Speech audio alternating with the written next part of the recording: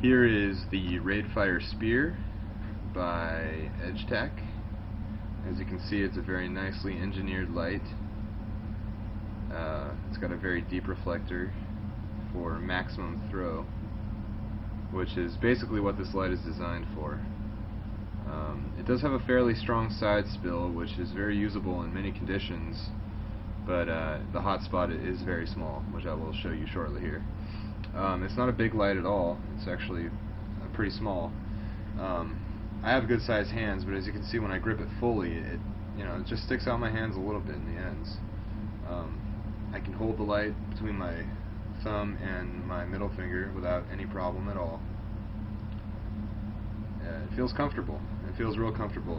A lot of people have complained about the tail cap being a little bit too big. I don't have any problem with it at all. I can momentary push it, no problem. I can fire it up, no problem. Just to give you an idea of how big it is, I'll put it next to my arm with my hand in comparison.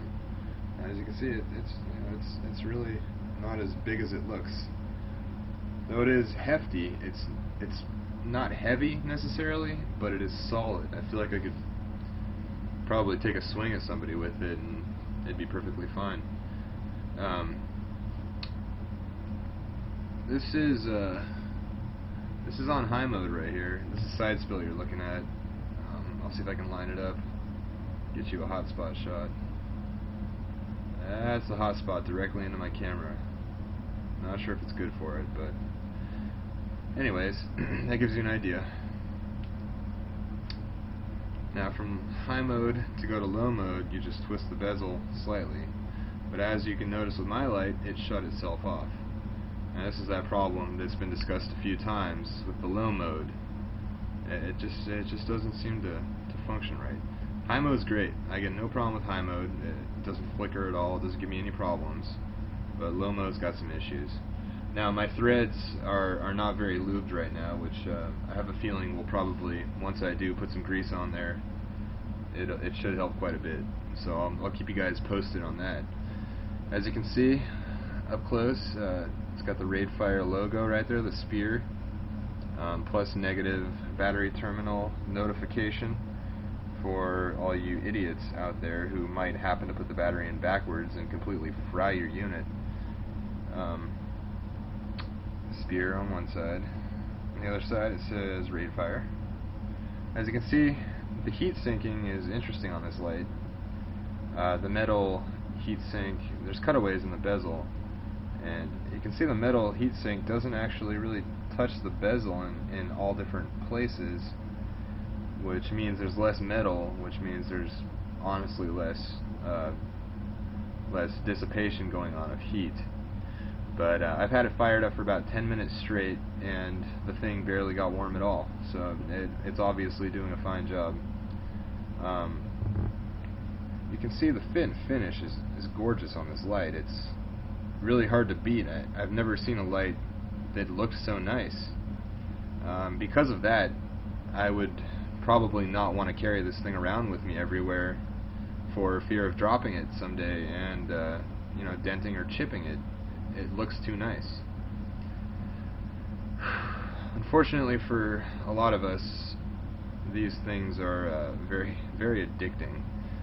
So just owning this thing is great, and I'm sure I'll get good use out of it.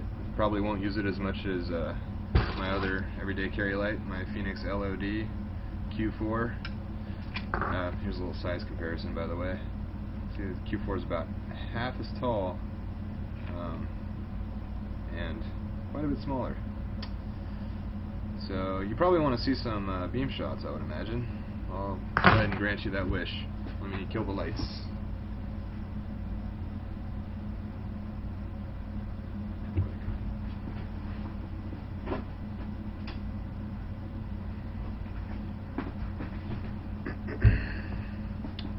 Here it is. This is on high mode. I'm going to go ahead and shine it at this black matte finish file cabinet over here. I'm going to say this is probably between 5 and 6 feet away. That spot right there is roughly about how big it really is from 5 or 6 feet away. This cabinet has a very deep finish to it, so gets you the spot, you can see the reflection. That's a head-on shot right there, directly in correlation with the camera. But this is about how big the spot really is. Now you see that horse up there? Not anymore. It's a very bright light. You know, these shots really don't do it justice. Unfortunately, it's impossible to do this thing justice without actually seeing it up close. But it's very bright. Now I'm shining it into this area of my office, and there's sunlight coming directly through the blinds right now. But as you can see, it still hits the wall. It still shines up the wall directly underneath that 100-watt bulb that's sticking out, and it has no problem lighting up the plants or the cabinets either, or the tile for that matter. So it's very bright. I've had it on for a while. It kind of appears as though it might be starting to diminish in output a little bit, which means I may have drained the battery down a little bit too much.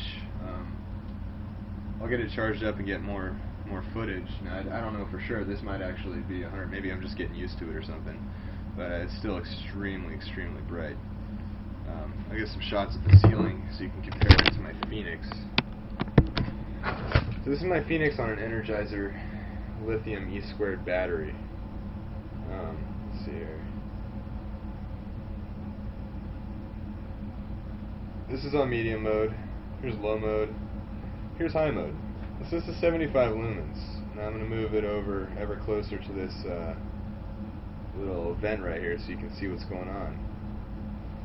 75 lumens, folks. Granted, it's a tiny reflector. There's a lot of light coming out of this thing, especially for being a single AAA battery light. But let me just fire up the RaidFire so you can compare the two. One next to the other. And this air conditioning event completely disappears when I shine this on there. So as you can tell, this thing is insanely bright. Insanely bright. Let me go ahead and shut this off. Anyways, hope you enjoyed.